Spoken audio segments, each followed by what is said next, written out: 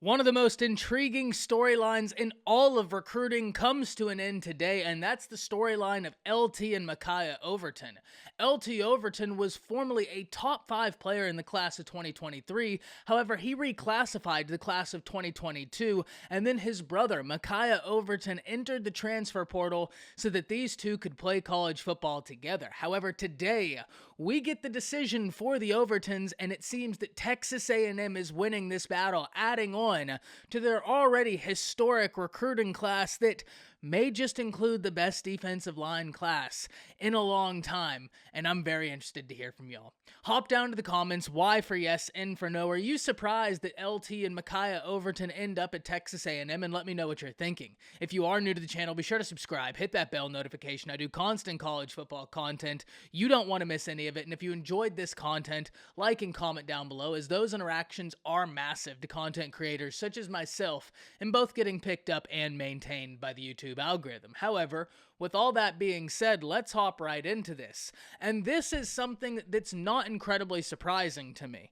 In fact, I always kind of look at recruiting as one of those things where we can follow the visits. And though the visits aren't the end-all be-all, they're certainly not going to guarantee where a prospect is going to go. They can give us, the fan, a glimpse into some of the things that are happening. And the reason I bring that up in regards to this situation in particular is because whenever LT Overton reclassified to the class of 2022, he was coming off of a visit to the Texas A&M Aggies. And a move like that is one that is not done hastily. It's done with a lot of thought and intention put into it. And so whenever that was announced, coming off of a visit to Texas A&M, in which Texas A&M has already signed historically the greatest recruiting class ever put together, which features an incredible defensive line haul. I mean, really, go check out what they got. I don't care if you're a fan of Texas A&M or if you despise Texas A&M. Real recognizes real. And at the end of the day, that defensive line group they got is going to be one that the eyes of the college football world are going to be watching. And especially now, the eyes of the college football world are going to be placed upon College Station. And that's one of the benefits and also drawbacks of getting in a class of this magnitude. Now expectations are through the roof on a program that already probably had lofty expectations in Texas A&M. Luckily enough, though, for the Aggies, if you want to satisfy those expectations, you need talented players, and they just got a whole lot of talented players. LT Overton is somebody that everybody in the nation wanted. Everybody was hoping they'd be able to get in the final cutting for this 5-star who was originally in the class of 2023.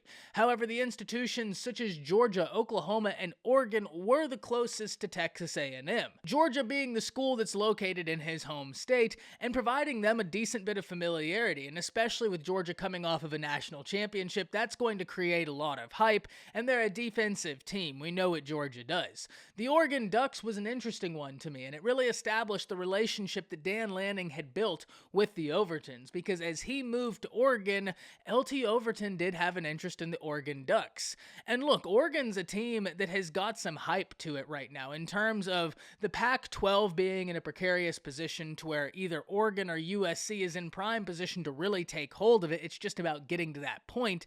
And also because of the familiarity with the defensive coordinator that just had so much success on the defensive side of the ball on a national scale, such as Dan Lanning did with the Georgia Bulldogs. The Oklahoma Sooners were another one that I was very interested in when Overton put them in his final grouping because of the coaching overhaul that has happened in Norman.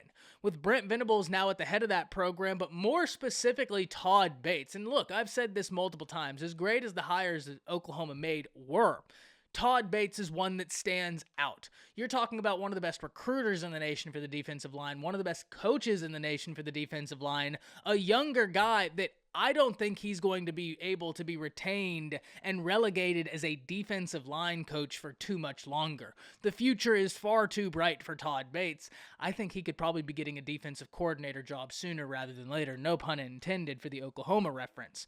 But ultimately, Oklahoma was a team that had some connections to the Overtons because Overton was a legacy to the Sooners. However, from my understanding, I'm not even sure if they got a visit because even though Overton had planned to drag drag this process out a little bit longer, allowing him to take these visits. Inevitably, he decided this week that he had already made up his mind and it was time to make a decision. And look, if you know, you know. So, no point in wasting any more time.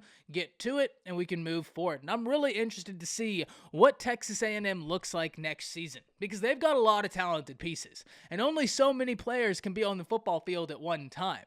And now the expectations are really going to mount on Jimbo Fisher, because Texas A&M has been good, but they've never taken that next step. They've been kind of at the same level they were for quite some time, and now it's about taking that next step. And if they can't do it with this class, well, we're going to have a different conversation, because it's not like Texas A&M has been a bad team by any stretch of the imagination through these past few years.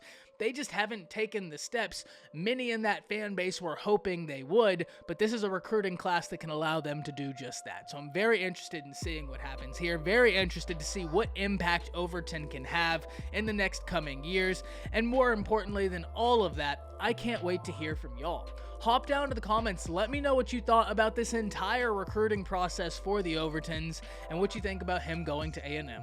That's it. See ya.